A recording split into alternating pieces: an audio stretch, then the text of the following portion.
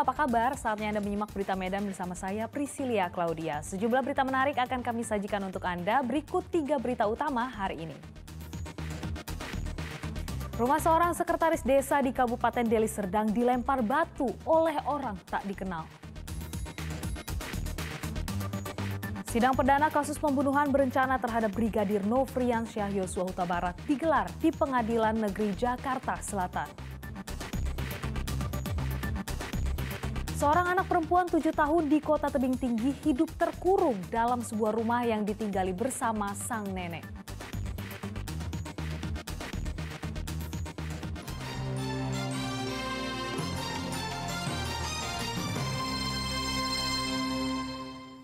Rumah seorang sekretaris desa di Kecamatan Hamparan Perak, Kabupaten Deli Serdang dilempari batu oleh orang tak dikenal. Akibatnya kaca depan rumah sekdes yang ada di Jalan Besar Hamparan Perak pecah. Kejadian teror kepada perangkat desa kembali terjadi kepada sekretaris desa Kecamatan Hamparan Perak, Kabupaten Deli Serdang. Korban Ari Wibowo menerima tindakan teror dari orang tidak dikenal dengan menerima lemparan batu ke rumahnya hingga mengakibatkan kaca depan rumahnya pecah.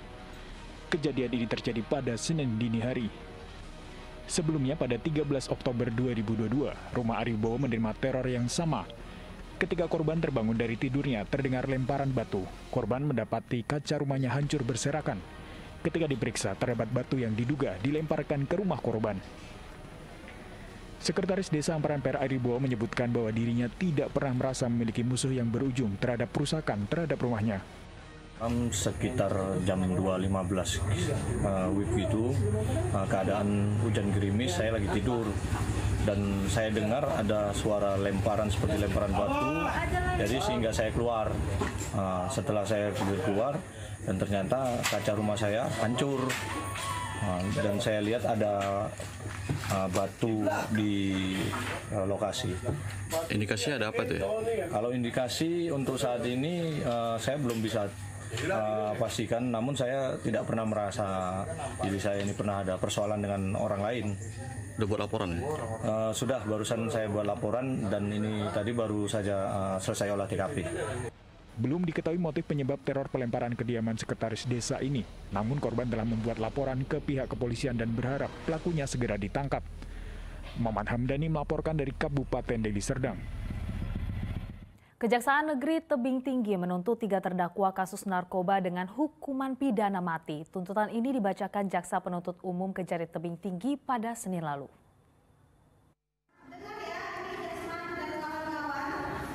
3 terdakwa kasus narkoba dituntut hukuman pidana mati oleh Jaksa Penuntut Umum saat menggelar sidang tuntutan.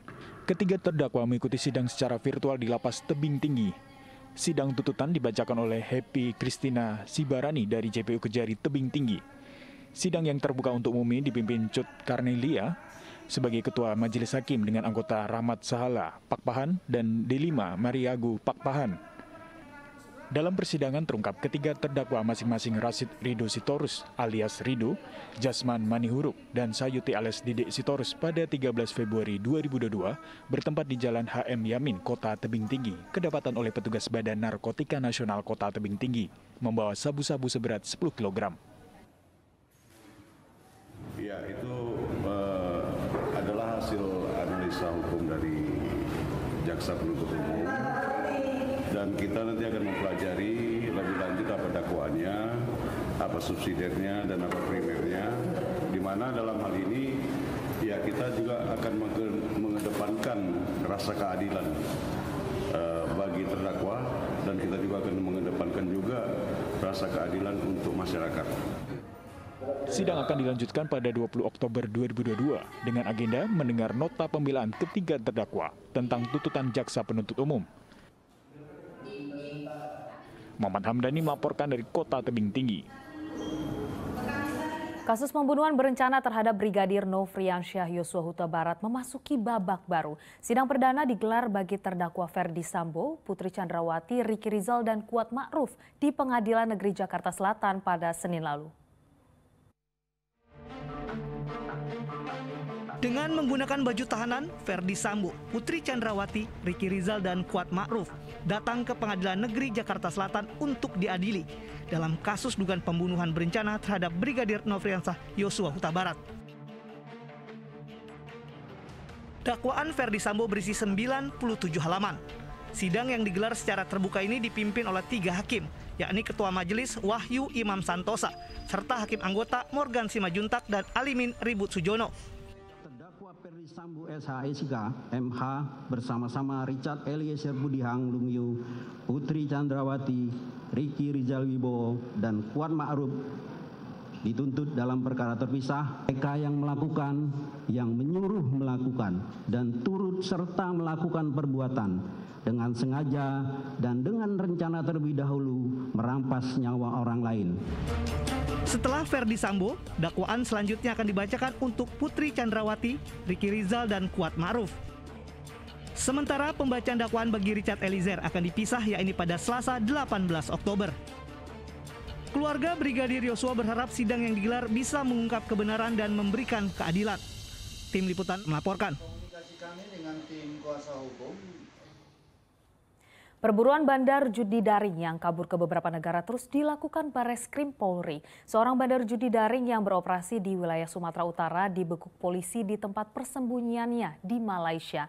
Bandar judi daring bernama Apin BK sempat kabur saat rumahnya di Kabupaten Deli Serdang digerebek polisi. Aparat kepolisian akhirnya menangkap bandar judi daring bernama Apin BK yang sempat buron dan kabur ke luar negeri.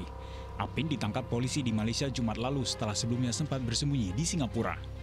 Dengan pengawalan ketat petugas kepolisian, bandar judi daring ini tiba di Indonesia melalui Terminal 1 Bandara Soekarno-Hatta, Tangerang, Banten pada Jumat malam. Kapolri Jenderal Polisi Listio Sigit Prabowo mengatakan penangkapan tersangka ini atas kerjasama dengan kepolisian di Raja Malaysia. Beberapa waktu yang lalu, anggota-anggota kita telah kita kirim ke luar negeri, ke beberapa negara, dan alhamdulillah malam hari ini Apin BK berkat kerjasama polis ke polis dengan teman-teman di kepolisian di Raja Malaysia bisa kita bawa ke tanah air. Tentu. Tengah malam menjelang Sabtu dini hari, Apin BK dengan kondisi tangan di borgol terus dikawal ketat. Aparat personil Siber Bareskrim Polri bersenjatakan laras panjang saat tiba di gedung Bareskrim. Usai menjalani pemeriksaan, Apin BK langsung ditahan. Apin BK menjadi buronan polisi sejak 24 Agustus lalu. Bos judi daring ini kabur ke Singapura ketika Polda Sumatera Utara menggerebek lokasi judi daring di Kabupaten Deli Serdang pada 9 Agustus 2022. Petugas juga menangkap 15 anak buah Apin BK yang bertugas sebagai operator judi daring miliknya. Tim Liputan melaporkan.